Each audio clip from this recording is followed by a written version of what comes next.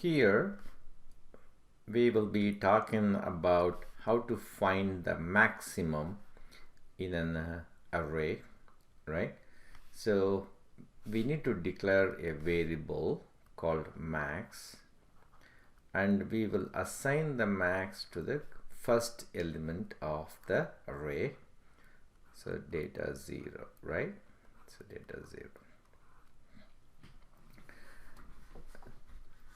So now our current maximum is the first element, which is 6 in this case, right? So I'll put a comment like that. There's a comment, right? And let me put the comment in a different color so you know what we're talking about. All right. So we will use a for loop for I equal to 0 to let's keep it the index to the data get upper bound. That's the one gets the every language is different, right? So in Visual Basic you give, so here it will fetch, let's put the indices 0, 1, 2 and 3. So it's going to get the 3, all right? And if you don't want to use it, we can just remove that guy, just put 3 for now, right? 3 for now. All right, so now we need to come at I equal to 0 or I data, right? I'll just keep it here. So let I equal to 0. The data I is what, 6, right? And our current maximum value, let's put the maximum value here in the column, right?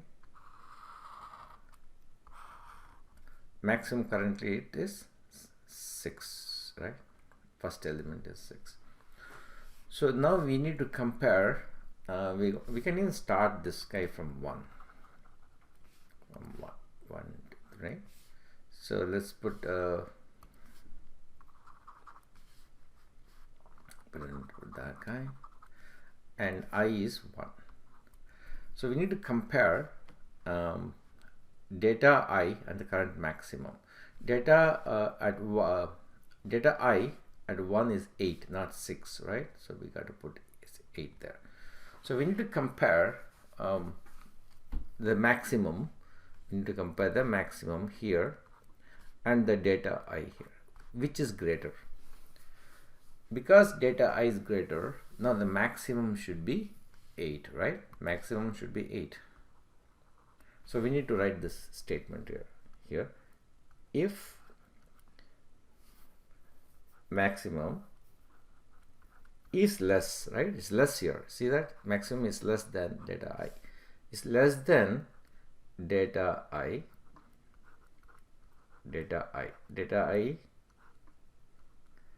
right? Then what we have to do? Maximum gets the value of the data I, right?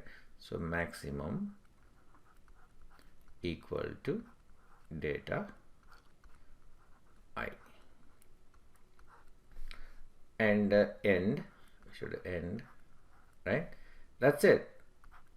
That's the algorithm to find the maximum. So let's go continue here. Let's I equal to 2. What is data I at 2? Is 4. So we compare now maximum and data I 4. Because maximum is greater, so this condition becomes false. This condition becomes false in this case. So we will not pursue changing the maximum value. So we'll continue to I equal to 3. At data 3 is 3, right? Yeah, 3. So we're going to compare again. Maximum is 8 and data 3 is 3. So because maximum is still greater, I won't update my maximum. So I reached 3, that's it, right? The for loop is done. when it comes back here, now what is the value of the max I have? It's 8. So you print the value of the max. So that is your current maximum. That's the algorithm you use to find the maximum value. And here it is. Don't worry about all these things, but that's the algorithm we use to find the maximum value. All right, so this is the code. And so here we have a Visual Studio application, and we declare maximum and exactly what we talked in the PowerPoint in the video. And don't worry about the data. And for I equal to 1 to 3, if max is less than data I, max equal to data. Very simple, right? It's the same as what we talked. So if we run this program, you would see that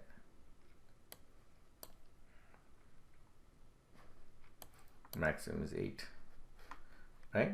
So if we change that this one to 9, you can run this program again. You'll see the maximum is 9. So our algorithm works for every condition. Let's say the last one is 13.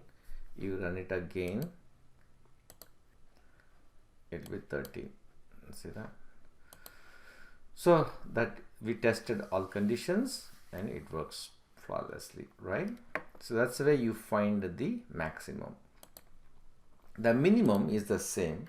Minimum is the same.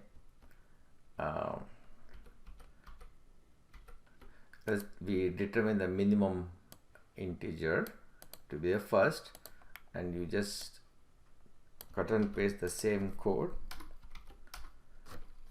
From I, we already declared I. So now minimum, if the minimum, what we have to say, if data I is minimum, is data I is a minimum than our current minimum, right?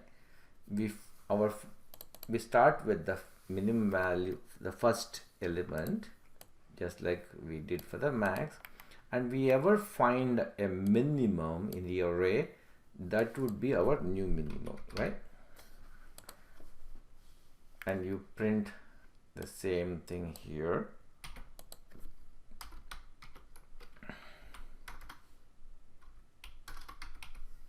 That will be your minimum. And it doesn't matter. So let's say the minimum is 2, or right? To go run the program. Say the minimum is 2. Right? No matter, keep it 1. The minimum will be 1. You see that? It doesn't matter where you keep your minimum. So let's say you remove that guy, and the minimum could be 1. Then you will see that it's always the 1. So our algorithm works in all cases. All right, works in all cases. Finding the sum is also similar. We said determine dimension sum as integer. We'll make it 0 or make it 1. The same thing we can do too. Then continue, right? Now, but here there is no condition. We're just adding. The sum is nothing but adding. So sum equal to sum data I. That's it. Whatever the I is there, we do. So because there is no if then else, we got to remove that guy. And just one line here. And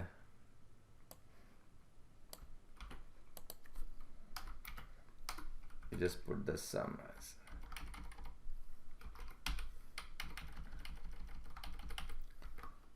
sum, right?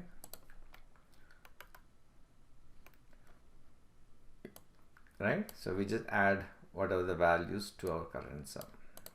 So if you run it here, the sum is 18. Let's check if it is 18.